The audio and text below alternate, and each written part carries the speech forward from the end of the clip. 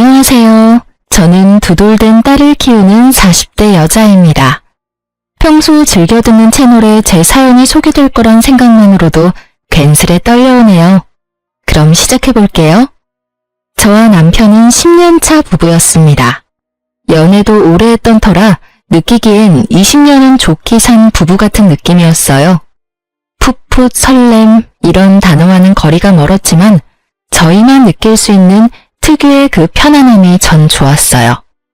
남편과 전 자연 임신이 되지 않아 병원에 가서 검사도 받고 시험관 시술도 병행했지만 임신이 되지 않았어요.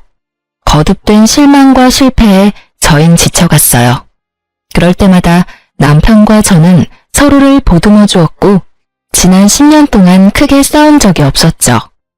그만큼 눈빛만 보아도 잘 알고 자신보다 서로를 위해 배려한다고 생각했어요. 남편과 저 사이엔 애틋함이 감미된 우정이 있다고도 생각했죠. 한없이 괜찮다며 잘 될 거라고 하는 남편과는 달리 아버님은 한없이 절 구박했어요. 친구들 이야기를 들어보면 이런 경우 어머님이 나서서 난리를 부리고 아버님은 한 발 물러서 지켜본다고 하던데 저희 시댁은 정반대였어요. 며느리 사랑은 가뿐히 버려버린 아버님은 고약하기가 하늘을 찔렀어요. 입만 떼셨다 하면 어쩜 그렇게도 주옥같은 망언을 하시는지. 결혼 3, 4년 차까진 매번 아버님을 뵐 때마다 놀라움의 연속이었어요. 아버님의 한마디에 울고 웃던 전 어느새 결혼 10년 차가 되었고 이젠 아버님의 100마디도 가뿐히 받아치는 며느리가 되었어요. 애도 못 가지는 것이 음식간도 못 맞추는구나. 어느 것 하나 간이 딱 맞는 게 없어. 이걸 먹으라고 만든 게야? 그러게요. 제가 왜 그랬을까요? 진작 이혼시켰어야 했거늘. 내가 심성이 이렇게나 곱다. 너 같은 것도 며느리라고 내치지도 못하고 그 긴 세월을 네 꼴을 보고 살고 있는 걸 보니 말이다. 그러게요. 아버님이 못하시면 저라도 이혼하자고 했어야 했는데 제 심성이 고와서 그 모진 핍박에도 아버님이 부르시면 쪼르르 달려와서 또 이 꼴을 당하고 있네요. 저 고약한 것 애도 못 가지는 것이 입만 살아서는 네 꼴 보니 밥도 안 넘어간다. 얼른 집으로 가. 아버님, 갈 때 가더라도 제가 차린 밥은 좀 먹고 갈게요. 오늘 아버님 아들도 늦는다고 해서 집에 먹을 것도 없단 말이에요. 애는 못 가지지만 배는 고파요, 저도. 제 입장에선 참다 터져 이제야 할 말을 하는 것이었지만 아버님 입장에선 이런 제가 되바라지다라고 생각하셨죠. 본인이 저에게 어떻게 했는지는 전혀 기억하시는 분이 아니니까요. 이런 상황이 저도 물론 좋을 리 없었어요. 그래서 연락을 피하거나 호출에 응하지 않으니 글쎄 아버님께서 저희 집으로 직접 찾아오시더라고요. 그 뒤에 저희 집에 일어난 일은 말하지 않아도 익히 잘 아시리라 믿어 의심치 않습니다. 아버님이 돌아가시고 난 뒤 집에 돌아온 남편이 화들짝 놀라며 이런 말을 했어요. 뭐야? 집에 도둑 들었어? 집꼴이 왜 이래? 구석구석 헤집으며 어찌나 딴지를 잘 거시는지. 그날 이후 전 아버님의 호출엔 그냥 응하는 것이 100배는 편하다는 결론에 도달하게 되었어요. 그 후 살기 위해 한마디씩 하다 보니 100마디도 받아치는 제가 되었더라고요.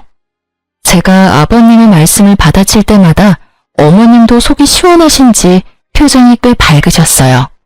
그러다 아버님이 역정을 내시며 자리를 뜨시는 날이면 저에게 엄지손가락을 치켜 세워주시곤 했죠. 이렇게 제 편을 들어주시는 어머님이 계셔 저도 참지 않고 할 말은 할 수 있게 된 것 같아요. 참 감사한 일이죠. 하지만 아무리 할 말은 다 하는 저일지라도 상처를 받지 않는 건 아니었어요. 특히 아버님의 말씀에 친정 부모님이 등장하는 날이면 울컥하는 마음에 말보다 눈물이 앞서곤 했어요. 그런 날이면 어김없이 어머님이 나서주셨어요. 내가 이런 말까진 안 하려고 했는데 난 도대체 이해가 안 되는구나. 사도는 어떻게 너같이 애도 못 가지는 것을 시집 보낼 생각을 했는지. 나 같으면 시집은커녕 집 밖에도 못 나가게 했을 텐데 말이다. 아휴, 적당히 좀 해요, 제발. 당신은 지겹지도 않아요? 했던 말 또 하고 또 하고. 당신 때문에 들어서려던 애도 떨어지겠어요. 애들 이대로 자식 한번 못 안게 되면 다 당신 탓인 줄 알아요. 그게 왜 내 탓이야? 딴 집 며느리는 셋씩이나 낳고도 또 임신했다고 하던데. 쟤는 병원 가서 시술인가 나발인가도 받으면서도 소식 없는 거 보면 모르긴 몰라도 몸에 문제가 있는 게지. 당신 정말 치매 검사라도 해봐야 하는 거 아니에요? 애들 당신 등살에 매년 검진받고 있는 거 정말 몰라서 그런 말 하는 거면 당장 내일 나랑 병원부터 갑시다. 당신 말대로 모르긴 몰라도 머리에 문제가 있어 보이니까요. 이 할망구가 지금 누구 편을 드는 게야? 당신이 이따위로 구는데 내가 누구 편을 들겠어요? 당연히 며느리 편을 들죠. 꼴에 같은 여자라고 편드는 꼬락서니하고는 혀 좀 그만 차고 할 일이 그렇게 없으면 들어가서 잠이나 자요. 꼴도 보기 싫으니까. 그렇게 아버님을 방으로 보내버린 어머님은 늘 제 손을 꼭 잡아주시며 말씀하셨어요. 아가, 미안하구나. 내가 이렇게 대신 사과할 테니 마음에 너무 담아두지 마라. 저런 말들 마음에 담아둬봤자 너만 병들어. 알겠지? 네, 어머님. 걱정 마세요. 하루 이틀도 아니고 저 괜찮아요. 전 늘 이렇게 대답하곤 어머님을 향해 웃어 보였고요. 그러던 결혼 10주년을 며칠 남기지 않은 어느 날, 저에게 기적이 찾아왔습니다. 축하드립니다. 임신입니다. 네? 정말 임신이에요? 예, 산모님. 그동안 정말 고생 많이 하셨어요. 노산이라 조심 또 조심하셔야 합니다. 이번에도 당연히 아니겠지 하는 마음에 찾은 병원이라서 더 기뻤어요. 진료실에서 어린아이처럼 방방 뛰고 말았죠. 특히 그 산모님이라는 호칭이 어찌나 좋았는지 몰라요. 병원을 나서는데 그야말로 구름 위를 걷는 기분이더라고요. 전 남편보다 먼저 아버님께 전화를 걸었어요. 아버님의 말씀대로 아기도 못 가지던 것이 드디어 임신을 했다는 사실을 제일 먼저 알려드리고 싶었으니까요. 네가 웬일이냐? 먼저 전화를 다 하고. 아버님, 저 지금 병원에서 나오는 길인데 저 임신했대요. 뭐? 그게 사실이야? 네, 노산이라서 조심하라고 하네요. 그거 말곤 저도 아기도 건강하대요. 심장 소리도 들었는데 신기하더라고요. 그래? 우리 아가 고생 많이 했어. 그래서 지금 병원 앞이냐? 아버님은 민망하지도 않으신지 임신 소식에 말투가 180도로 바뀌셨고 전 그런 아버님의 말투에 웃음이 튀어나오려는 걸 겨우 참으며 답했어요. 네, 택시 타고 가려고 기다리고 있어요. 그럼 조금만 더 기다리거라. 내가 데리러 갈 테니. 네? 아니에요. 병원 오는 날이라 아침 일찍부터 설쳤더니 피곤해서 빨리 집에 가서 눕고 싶어요, 아버님. 그러냐? 그러면 집에 가서 기다리거라. 내가 갈 테니. 혹시나 먹고 싶은 거 있으면 문자 보내놓으렴, 아가. 언제 들어봤는지 이젠 기억도 안 나는 호칭, 아가. 아버님은 저를 아가라 불러주시며 완전히 다른 사람이 되어 저를 대해주시더라고요. 달라도 너무 다른 언행에 당혹스럽기도 했지만 앞으로 펼쳐진 행복한 미래를 생각하니 꼭 나쁘지만은 않았어요. 이제 고생 끝, 행복 시작이라고 생각했던 것도 같아요. 아버님은 그날부터 임산부에게 좋다는 것은 다 사오셨고 어머님은 조금이라도 무리를 하면 안 된다며 집으로 도우미를 불러주셨어요. 그리고 남편은 그동안 고생했다며 울더라고요. 당신 그동안 고생 많았지? 미안하고 고마워. 나만 고생했나 뭘? 당신도 고생했지. 그런데 당신 울어? 눈물이 계속 나네. 어이구, 남자가 울기는. 하긴 그동안 우리 고생한 거 생각하면 남자 여자 상관없이 대성통곡을 하고도 남지 뭐. 여보, 우리 이 아기 세상 밖으로 나올 때까지 잘 지켜주자. 알겠지? 알겠어. 남편과 전 임신 전보다 애틋해졌다고 생각했어요. 그것이 제 착각이라는 걸 금방 알게 되었지만요. 어찌되었든 그때 전 행복했어요. 혹시나 하는 마음에 하루하루가 노심초사였지만 그조차도 행복하더라고요. 뱃속의 아기는 잘 자라주었고 남편이 바빠 함께 검진 간 적이 없다는 것만 빼면 남편에게 불만도 없었고 사이도 좋았어요. 무엇보다 아버님이 너무 잘해주시니 그것만으로도 너무 좋았죠. 그렇게 전 결혼 생활 10년을 통틀어 가장 행복한 시간을 보내고 있었어요. 제 행복이 끝나던 날은 뱃속의 아기가 딸이라는 소식을 들은 날이었어요. 전 전화를 기다리고 계실 아버님께 전화를 걸었어요. 아버님, 저예요. 뭐래니? 아들이지? 그치? 그게요, 그게 말이죠. 딸이래요. 뭐? 딸이래요, 아버님. 제 차 딸임을 확인한 아버님은 그냥 전화를 끊어버리셨어요. 섭섭해 하실지는 알았지만 생각보다 과한 반응에 당황스러움이 몰려오며 걱정이 되더군요. 제 우려는 현실이 되었고 아버님의 귀한 대접은 더 이상 없었습니다. 대접은커녕 임신 전보다 더 심해지셨죠. 저도 상황이 그렇게 되니 더는 당하고만 있을 순 없겠더라고요. 제 아기를 지켜야 했으니까요. 너 당장 집에 좀 와서 일 좀 거들거라. 오늘 점심엔 해물탕이 먹고 싶으니 장도 좀 봐서 오고. 저번엔 꽃게가 적어서 영 별로더라. 이번엔 많이 좀 사오너라. 남으면 꽃게찜도 좀 하고. 죄송한데 저 못 가요, 아버님. 무엇이 어째? 저 노산이어서 조심해야 하는 거 아시잖아요. 저번에도 아버님이 부르셔서 갔다가 무리하는 바람에 밤에 배 뭉쳐서 혼났어요, 아버님. 앞으로 아버님이 아무리 부르셔도 안 갈 거니 그런 줄 아시고 저 기다리지 마세요. 누가 들으면 아주 큰일이라도 한 줄 알겠구나. 그리고 임신했을 때일수록 많이 움직여야 한다. 잔말 말고 얼른 오지 못해? 네, 전 안 갈 거예요. 그리고 저 노산이라고 조심해야 한다고 집 밖에도 웬만하면 나가지 말라고 하신 건 다름 아닌 아버님이셨잖아요. 그땐 네 뱃속의 아기가 아들인 줄 알았을 때의 얘기고 지금은 상황이 많이 달라지지 않았느냐? 내가 왜 낳아봤자 아무짝에 쓸모도 없는 딸까지 신경 써야 하느냐 이 말이다. 정말 너무하세요, 아버님. 딸이든 아들이든 다 똑같은 아버님 손주라고요. 어떻게 이렇게까지 변하세요? 처음엔 그렇게 귀하게 대해주시더니 이젠 온갖 굳은 일은 다 시키시잖아요. 그때 이야기는 꺼내지도 마라. 그 뱃속에 든 것이 딸인 줄도 모르고 몸에 좋다는 것 다 갖다 먹인 거 생각하면 장기가 다 꼬이는 기분이니까. 아, 그러세요? 그럼 제가 더더욱 가면 안 되겠어요, 아버님. 딸이나 가진 제가 아버님 앞에서 얼쩡거리다가 진짜 아버님 장기라도 다 꼬여버리면 어째요? 뭐야? 너 지금 나한테 악담 퍼붓는 게야? 아니요.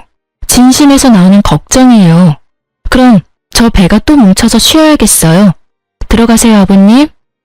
전화를 끊어버린 전 아버님이 또 찾아오시진 않을까 걱정스러웠지만 다행스럽게도 어머님이 잘 막아주셨는지 그런 걱정은 덜 수 있었어요.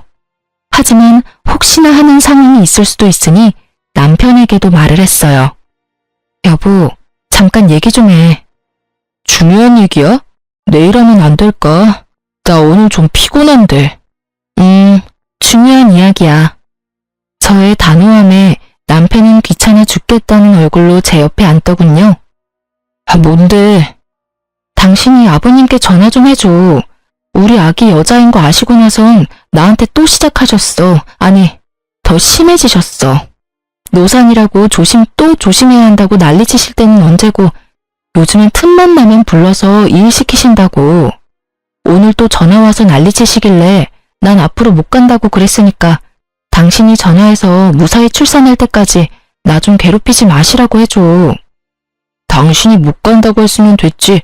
나까지 굳이 전화해서 그런 말을 해야 해? 당신 기억 안 나? 임신하기 전에 내가 아버님이 오라는 거 무시했다가 우리 집에 찾아오셔서 냉장고 안 다 뒤집어 놓으시고 옷장 다 헤집고 심지어 욕실 수건까지 다 꺼내서 다시 빨라고 하셨잖아. 혹시나 이번에 또 찾아오셔서 그러시면 어쩌냐고. 지금은 홀몸도 아닌데. 알겠으니까 그만 좀 해. 나 오늘 진짜 힘들었어. 요즘 계속 야근하는 거 알잖아. 제발 나 좀 쉬자, 응?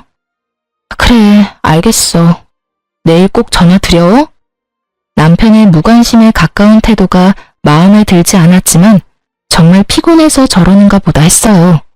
하지만 남편의 무관심엔 이유가 다 있었더라고요.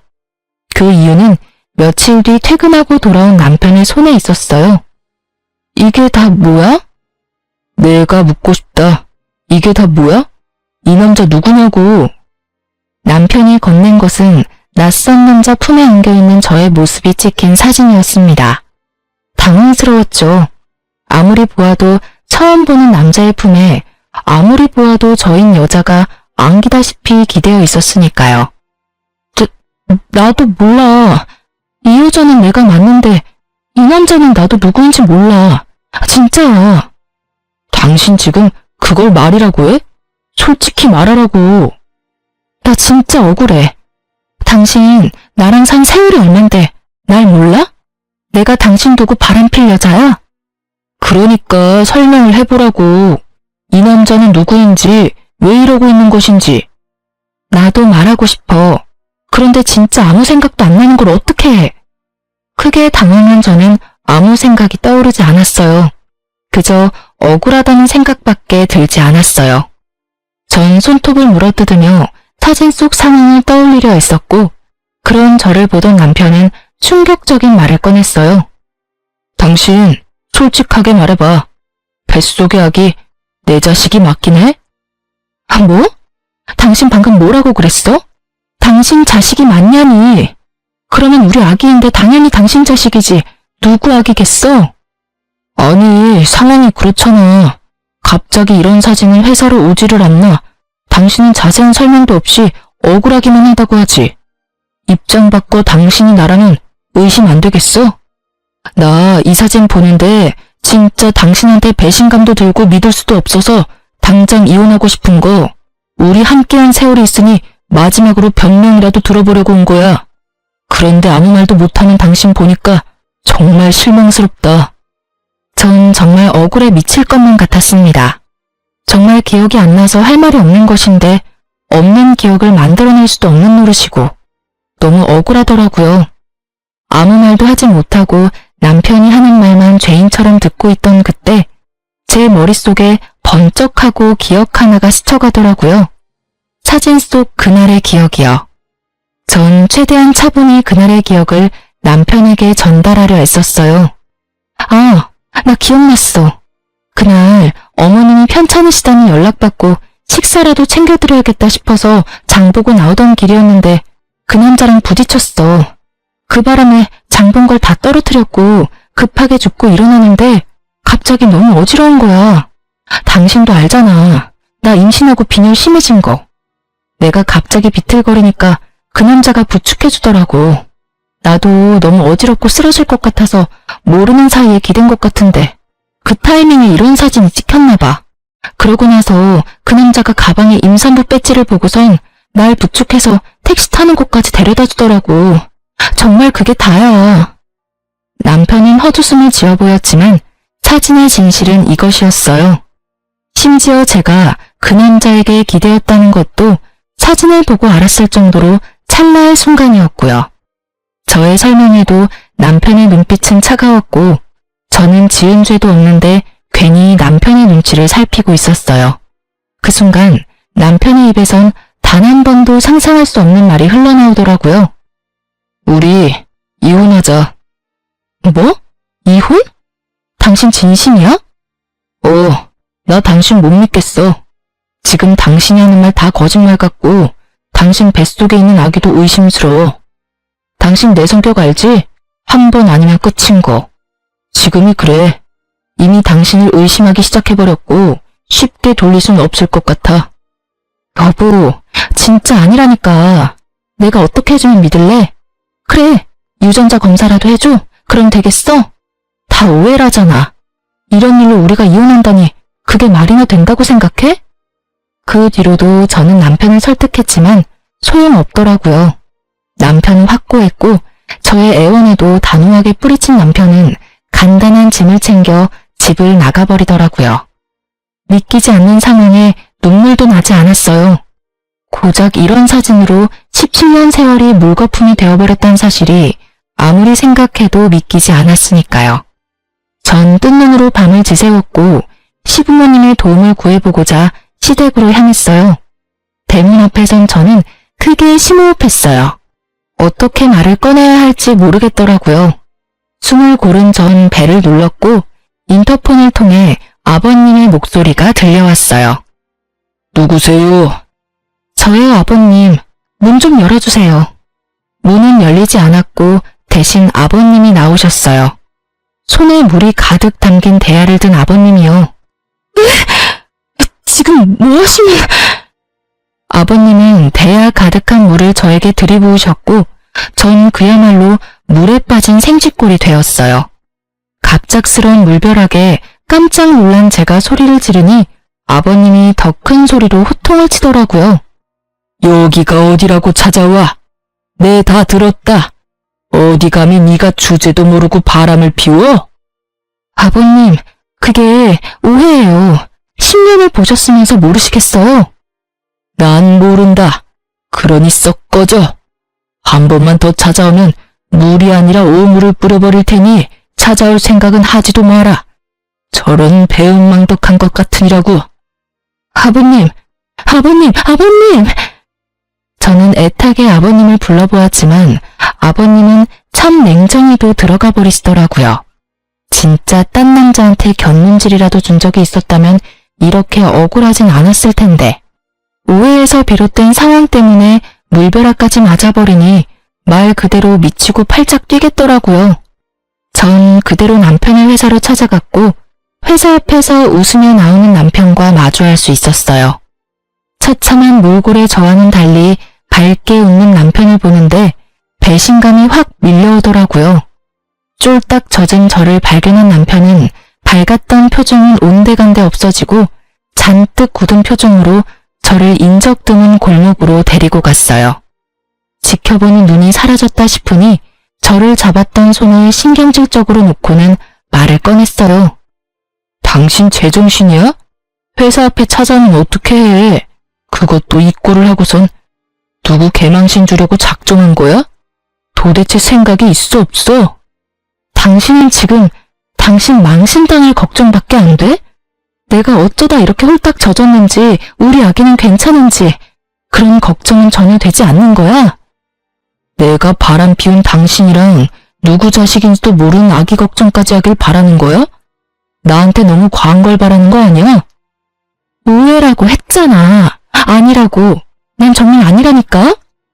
당신 이러는 거 진짜 사람 질리게 하는 거 모르지? 뭐? 사실 이젠 그 사진이 오해든 아니든 상관없이 당신이란 여자랑 더 못 살 것 같아. 부부 사이에 믿음이 없는데 어떻게 같이 살아? 몸도 무거운데 괜히 고생하고 다니지 말고 그냥 이혼해. 마지막 부탁이야. 그럼 나 가볼게. 남편과 저 사이엔 그래도 우정 정도는 남았겠지 했는데 냉정하게 돌아서는 남편을 보니 저도 오만정이 떨어지더라고요. 그러면서 모든 상황이 받아들여지며 그제야 눈물이 나기 시작했어요. 전 그대로 주저앉아 배를 감싸 안고 울었어요. 저보다 아기가 더 불쌍해 눈물이 멈추지 않더라고요. 하염없이 울고만 있던 그때 어떤 남자가 다가왔어요. 전 인기척에 고개를 들었고 그 남자의 얼굴을 확인하는 순간 자리에서 벌떡 일어설 수밖에 없었어요. 그 남자는 바로 사진 속 그 남자였어요. 맞죠? 그때 저 도와주셨던 분 맞으시죠? 네, 맞긴 한데 움직일 수는 있으시죠? 괜찮다면 여기서 먼 곳으로 가서 드릴 말씀이 있는데 괜찮으실까요? 네. 저도 부탁드릴 게 있어요. 가시죠. 저와 그 남자는 택시를 타고 남편의 회사에서 꽤 떨어진 카페에 도착했고 그곳에서 전 충격적인 이야기를 들을 수 있었어요. 정말 죄송합니다. 전 진짜 일이 이렇게까지 될지 모르고 성 부장님이 시키는 대로 했을 뿐인데 정말 죄송합니다. 죄송하다니요? 그리고 성 부장님이라면 저희 남편이요? 네, 그게 부장님께서 사모님 골탕 좀 먹이려고 그런다고 사진 몇 컷만 찍혀주면 된다고 하셔서 그런 짓까지 하게 됐습니다. 기껏 골탕이나 먹이려고 이런 짓까지 해야 하나 싶기도 했지만 부탁만 들어주면 승진은 보장된다는 부장님 말씀에 깊이 생각하지 못하고 사모님께 큰 잘못을 저질렀어요. 정말 죄송합니다. 그러니까 남편이 부탁해서 일부러 저한테 접근하셨단 말씀이세요? 네. 저희 남편이 왜요? 도대체 저희 남편이 왜 저한테 그런 짓까지 하는 말이에요? 그게 그 뒤에 안 사실인데 알고 보니 성 부장님 저희 회사 신입사원이랑 바람을 피우고 계시더라고요. 저도 정말 몰랐어요. 우연히 두 사람 손잡고 가는 모습을 보고 저도 정말 많이 놀랐어요. 그래서 어떻게 해야 하나 고민하는 와중에 오늘 사모님 모습을 보는데 이대로는 안 되겠다 싶어서 말씀드리게 됐어요. 정말 죄송합니다. 갑자기 변한 남편의 태도가 모두 이해가 되며 퍼즐이 완성된 느낌. 남자의 말에 의하면 남편과 상간녀의 관계는 제가 임신하기 전부터 시작된 것 같다고 했어요. 상간녀는 당연히 남편이 유부남인 걸 알고 시작했고 회사 내에서 두 사람의 관계를 아는 사람은 본인뿐이라고 하더라고요. 남편과 상간녀는 남자가 아는 줄은 전혀 모르고요. 말을 듣는데 제가 임신 사실을 알렸을 당시 남편이 흘렸던 눈물이 생각나더라고요. 그리고 알게 되었죠. 그 눈물은 기쁨이 아니라 슬픔이라는 사실을요. 아무리 상간녀가 좋아 죽을 것만 같아도 그렇지 어떻게 뱃속에 아기까지 부정하며 저를 모함할 수가 있는지. 제가 알던 남편의 모습과는 달라도 너무 다른 모습에 충격이 컸어요. 하늘이 무너진다는 기분이 이런 기분인가 싶었어요. 한참을 멍하니 있던 저는 남자의 계속되는 사과에 겨우 정신을 차리고 말했어요. 그렇게 미안하면 제 부탁 좀 들어주세요. 아니, 들어주셔야 할 거예요. 어떤 부탁이요? 제 남편하고 그 여자 함께 있는 모습 사진 찍어서 저한테 좀 보내주세요. 이대로 이혼하기엔 제가 너무 억울해서 안 될 것 같아서요. 그쪽이 도와주면 제 억울함이 많이 풀릴 것 같은데 할 수 있겠어요? 네, 알겠습니다. 제가 한 짓도 있으니 제가 앞으로 사모님의 조력자가 되어드리겠습니다. 제가 불쌍했던 남자는 그렇게 저의 조력자가 되었고 그날 이후 저에게 큰 도움이 되었어요. 집으로 돌아온 전 따뜻한 물에 몸을 녹이고 따뜻한 차도 마셨어요. 그리곤 남편에게 전화를 걸었죠.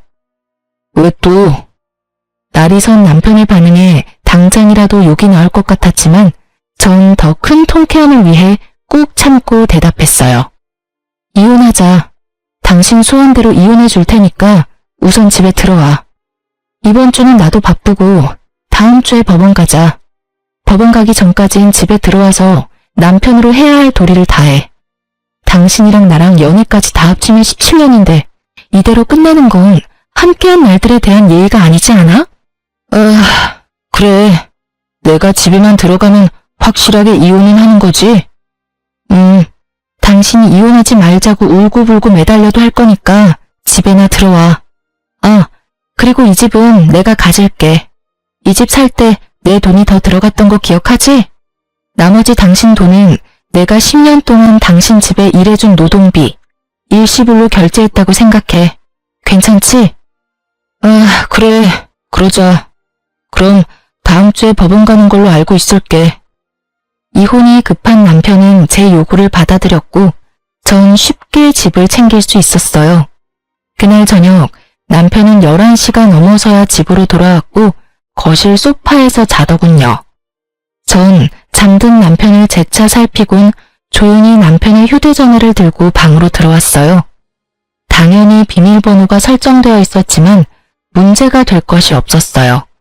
저에겐 든든한 조력자가 있었으니까요. 저의 조력자는 제가 비밀번호 때문에 고민하자 자신에게 맡겨달라 하더니 하루 종일 남편을 쫓아다닌 것인지 그날 저녁 비밀번호를 알아내 알려주더라고요. 그 덕분에 저는 남편의 비밀번호를 손쉽게 풀어 증거를 수집할 수 있었어요. 문자를 살펴보던 저는 예상치 못한 대화를 보게 됐어요. 그것은 남편과 아버님의 대화였는데 내용이 충격 그 자체였죠. 알고 보니 아버님은 남편에게 여자가 생긴 것을 진작 알고 계셨고 제가 임신을 하니 정리하라고 하셨다가 뱃속의 아기가 딸임을 아시곤 저희의 이혼을 부추기다 못해 저를 모함할 계획까지 친히 세워주셨더라고요. 대화를 나눈 시간을 보니 주로 어머님이 주무실 때였고 통화는 주로 어머님이 문화센터에 계실 시간에 한 것을 보아하니 오로지 두 사람의 계획임을 알 수 있었죠. 여자한테 미쳐서 자식을 부정하는 남편이나 손자한테 미쳐서 며느리를 함정에 빠뜨리는 아버님이나 정상이 아니기는 매한가지였죠. 어쩜 그렇게 뻔뻔할 수 있는지. 사건의 전말을 다 알게 된 저는 분노의 힘으로 차곡차곡 증거를 모았고 법원에 갈 때쯤에 증거가 차고도 넘치는 상태가 되었어요. 결전의 날이 되었고 전 남편과 함께 법원으로 들어가기 전 카페에 들러 마지막 인사를 나누기로 했죠. 나 같은 놈 있고 행복하게 잘 살아. 남편 놈은 인재야 죄책감이라도 느껴지는 것인지 눈물을 글썽이더라고요. 이젠 참을 필요가 전혀 없는 저는 이제껏 모았던 사진을 남편 놈의 얼굴에 던지며 말했어요. 눈물 떨어뜨리기 전에 이거부터 봐. 이게 뭐야? 뭐긴 뭐야. 사실 바람은 네 놈이 피고 있었다고 뒷받침해주는 증거들이지. 그게 무슨 말이야. 바람이라니. 말도 안 되는 소리 그만하고 이제 법원 가자. 이혼해야지. 얼굴에 핏기라곤 없는 남편 놈은 발뺌하기 시작했고 전 나머지 증거들도 보여주었죠. 이건 너랑 그 여자랑 나눈 대화. 이건 네 사진첩에 있던 두 사람의 다정한 모습. 이건 너랑 네 아버지가 나눈 대화. 이래도 발뺌할 거야? 이게 다 너 때문이잖아. 그러게 10년 동안 안 되던 임신이 왜 갑자기 돼서는 날 이렇게까지 하게 만들어? 그냥 임신을 이유로 이혼하게 됐으면 얼마나 좋았냐고. 왜 임신으로 내 발목을 잡냐고. 사실 진심 어린 사과를 했다면 위자료만 받고 이혼해 주려고 했어요.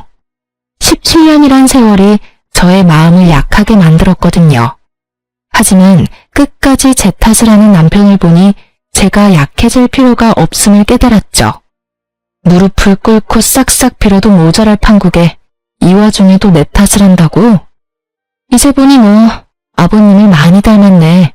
아주 뻔뻔하기가 하늘을 찌르고도 남겠어? 내가 그간 함께한 세월을 생각해서 적당히 하고 넘어가 주려고 했는데 너 하는 꼴을 보니 적당히 해선 안 될 것 같네. 일단 위자료는 당연히 받아낼 거고 상간녀 소송도 진행할 거야. 신입사원이라고 하던데 걔는 돈 좀 있어? 없으면 당신 대신 줘도 되니까 한 푼도 빼지 말고 다 내놔야 할 거야. 상간녀 소송? 꼭 그렇게까지 해야겠어? 꼭 그렇게까지 네가 했던데?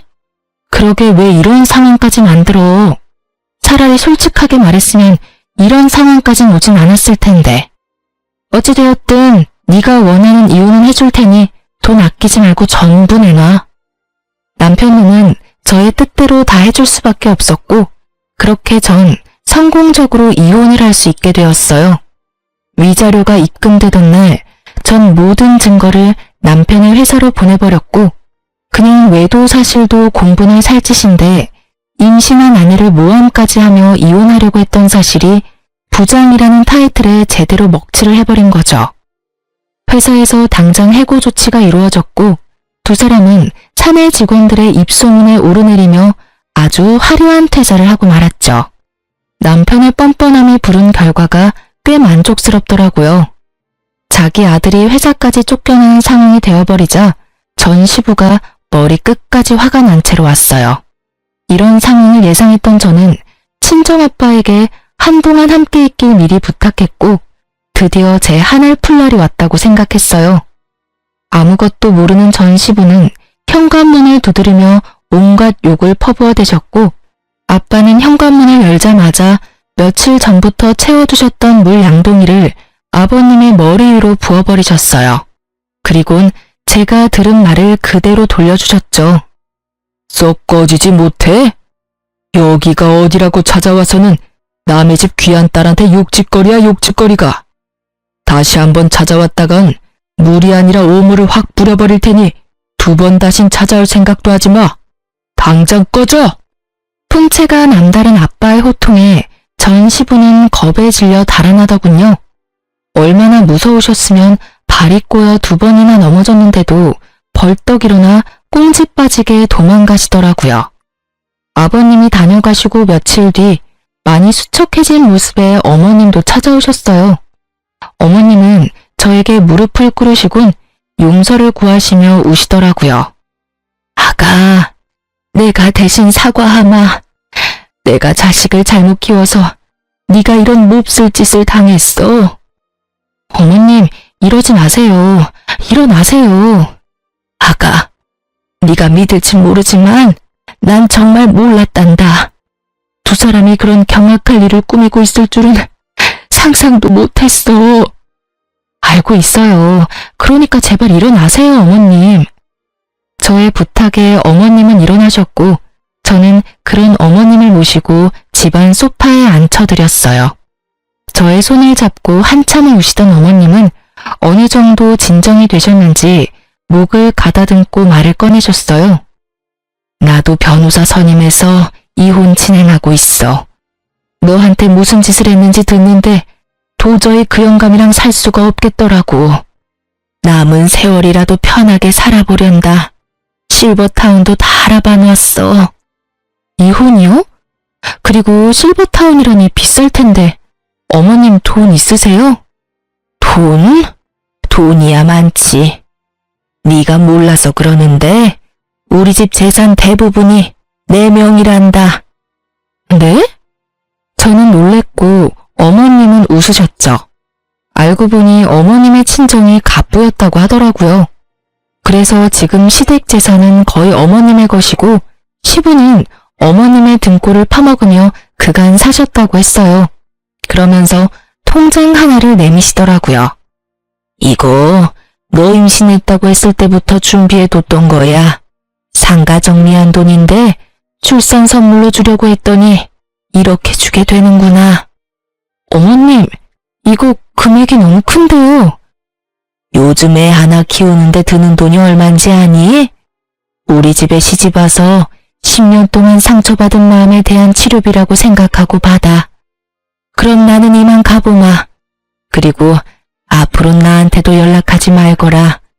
이미 끝난 인연 계속 만나봤자 나쁜 기억밖에 더 나겠니? 행복하게 지내려 마가야. 어머님은 끝까지 저의 편에 서주셨고 어머님은 제가 연락할 수 없게 번호까지 바꿔버리셨어요. 이렇게 다 끝난 것이라 생각했는데 남편과 상간녀가 차례대로 찾아왔어요. 먼저 찾아온 것은 남편이었는데 이전과는 완전히 달라진 태도를 보이더라고요. 여보, 내가 다 잘못했어. 내가 미쳤었나 봐. 갑자기 이러는 이유가 뭐야? 그냥 문득 내가 미쳤었다는 생각이 들더라고. 우리 귀한 아기까지 버리고 그깟 여자가 뭐라고. 내가 그러면 안 되는 거였는데 나 진짜 반성 많이 했어. 나 한 번만 용서해주면 안 돼? 너 어머님 이혼하신다는 사실 알았구나? 그래서 이러는 거지? 아니야. 내가 널 모르니? 네 아버지도 어머님께 쫓겨날 것 같으니까 나한테 와서 이러는 거겠지. 이젠 좀 솔직해지지 그래? 그게 사실은 당신 말이 맞아. 2분 이혼하셨는데 아버지는 거의 가진 것도 없이 쫓겨나셨어. 거기다 나까지 쫓아내시더라고. 그래도 자식이라고는 나 하나밖에 없는데 어떻게 이러실 수가 있어. 정말 너무하셨잖아. 그렇지 않아? 그걸 왜 나한테 와서 물어? 네가 그렇게 좋아 죽고 못 사는 여자한테 가서 묻지. 그 여자랑은 진작 헤어졌어. 상간녀 소송당하더니 애가 미쳐버리더라고. 그래서 이건 아니다 싶었는데 회사 잘리고 나선 연락도 안 돼. 어차피 헤어지고 당신한테 돌아오려고 했는데 잘 됐어. 사연을 들으며 바람 피운 남자들이 뻔뻔하게 굴 땐 저게 진짜일까? 하는 생각이 들었는데 그게 진짜이더라고요. 어쩜 이런 한심한 생각을 당연하다는 듯이 하는 것인지 한편으론 대단하다는 생각까지 들더라고요. 정신 좀 차려. 네가 다시 돌아온다고 하면 내가 두 팔 벌려 환영할 줄 알았어? 그 자신감은 도대체 어디서 나오는 거니? 뭐? 당신 나 없으면 꼼짝없이 우리 아기 혼자 키워야 하는데 자신 있어? 자신 없을 건 또 뭐야? 난 자신 있는데? 그리고 이제 와서 우리 아기? 네 자식 아니라고 할 때는 언제고 어디 뻔뻔하게 아기를 내세워. 나 진짜 침이라도 뱉고 싶은 걸 겨우겨우 참고 있거든? 그러니까 당장 좀 꺼져. 태교에 엄청나게 방해되니까. 뭐? 꺼져? 웃기지 마. 나 당신이 허락할 때까지 한 발짝도 안 뗄 거니까. 잊지 마. 여긴 내 집이야. 그리고 나 지금 경찰에 신고할 거거든? 질질 끌려가도 괜찮으면 계속 있어. 난 상관없으니까. 전 남편이 보는 앞에서 112를 눌렀고 남편은 겁이 났는지 걸음아 나 살리라고 하고 도망가더라고요. 어쩜 도망치는 꼴이 전 시부와 똑같은지 피는 못 속인다라고 생각했네요. 그렇게 전 남편을 보내고 나니 그 다음엔 상간녀가 찾아왔더라고요. 사실 회사로 증거를 보낼 때 상간녀의 집과 그 부모님들이 일하는 학교로도 증거를 보냈었어요. 상간녀의 집은 교육자 집안이었는데 듣기론 이런 구설수를 제일 기피한다고 들었던 터라 고민 없이 증거를 보냈어요. 상간녀의 죗값은 그 부모가 알아서 주길 바랬으니까요. 저의 뜻대로 된 것인지 저를 찾아온 상간녀의 몰골은 엉망이었어요. 여긴 무슨 일이죠? 사모님, 제가 정말 잘못했어요. 저 부장님이랑 헤어졌어요. 그러니까 저 한 번만 용서해 주시면 안 될까요? 용서? 내 용서가 필요해서 여기까지 찾아왔니?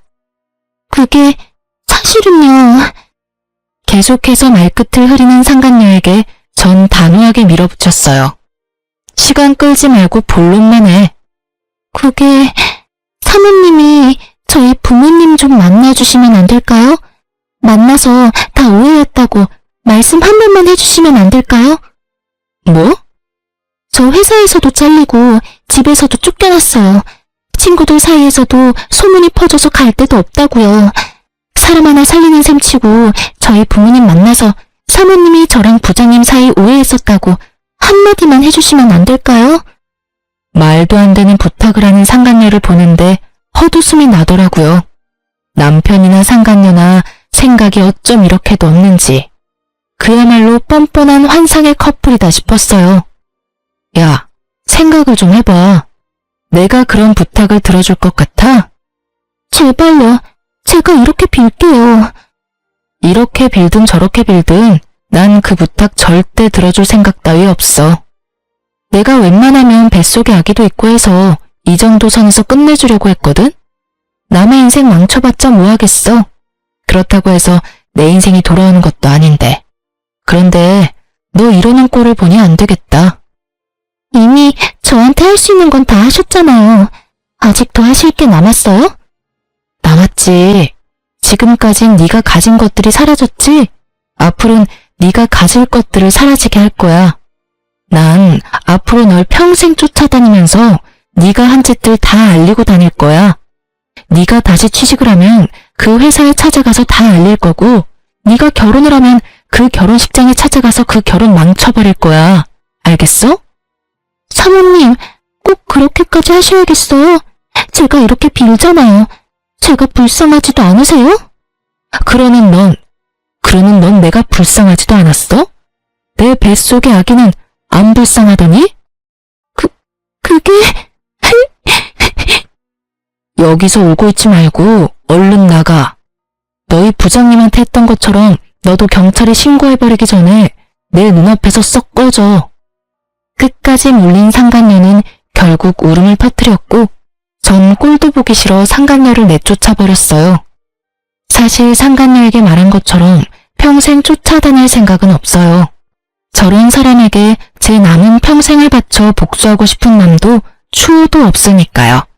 다만 제가 그렇게 말함으로써 앞으로 상간녀에게 있을 축복의 날에 단 1초라도 불행을 줄 수 있다면 그걸로 족할 것 같았어요. 이로써 저의 복수는 끝이 났어요. 조력자에게 들은 말론 전 남편은 전 재산을 모아 시부와 함께 작은 집에 새들어 살고 있다고 하더라고요. 취업 준비는커녕 전화번호도 바꾸고 자취를 감춰버린 어머님을 찾아 헤매는데 온 시간을 허비하고 있다고 하네요. 아직 정신 차리려면 멀었다고 느꼈어요. 아마 지금 얻은 그 집에서 벗어날 순 없을 거예요. 한평생 어머님의 등골만 빼먹은 전 시부와 상간녀의 위자료까지 대신 주느라 통장이 텅텅 비어버린 전 남편. 그 둘이 함께 좁은 집에서 오손도손 살아보라죠 뭐. 전 많은 일을 겪었던 터라 걱정이 많았는데 우려와는 달리 무사히 출산했습니다. 진통만 7시간을 하고 결국 제왕절개를 하게 되었을 땐 좀 억울하기도 했지만 딸을 보는 순간 그 억울함이 눈 녹듯 사라지더라고요. 처음 딸을 안던 그 순간이 아직 기억에 생생하네요. 혼자 애를 낳아 키우겠다는 저를 보며 부모님은 강하게 반대하며 우려를 표하셨지만 요즘은 손녀 바보가 다 되셨어요. 딸이 제 어릴 적 모습과 똑 닮았거든요. 그래서 그런지 그렇지 않아도 사랑스러운 딸이 더 사랑스러워요. 그리고 전 요즘 친정에서 지내고 있어요. 처음엔 몸조리만 하고 나갈 예정이었는데 부모님의 반대로 친정에 눌러앉게 되었어요. 아무리 부모님이라지만 폐를 끼치는 것 같아 고민했는데 요즘 부모님이 딸을 보며 행복해하시는 모습을 보니 괜한 고민이었단 생각이 들어요. 100일의 기적을 기다리던 때가 엊그제 같은데 어느새 제 딸은 2번째 생일을 치렀어요. 저번 주부턴 어린이집도 다니고 있고요. 작은 등에 매달린 큰 가방이 어찌나 귀여운지. 그런 딸의 모습이 요즘 저의 웃음 버튼이랍니다. 이제 저도 다시 세상에 나가보려고 해요. 그래서 요즘 딸이 어린이집 간 사이에 상가를 보러 다니고 있어요. 아파트 상가에 작은 반찬 가게 하나 차리면 좋을 것 같더라고요. 다른 건 몰라도 10년이 넘도록 시부의 까다로운 입맛을 맞춰 요리하다 보니 음식 하나는 기가 막히게 잘 만들거든요. 이혼할 당시 그런 생각을 많이 했던 것 같아요. 나 혼자 잘할 수 있을까? 혹시라도 딸이 날 원망하면 어떡하지?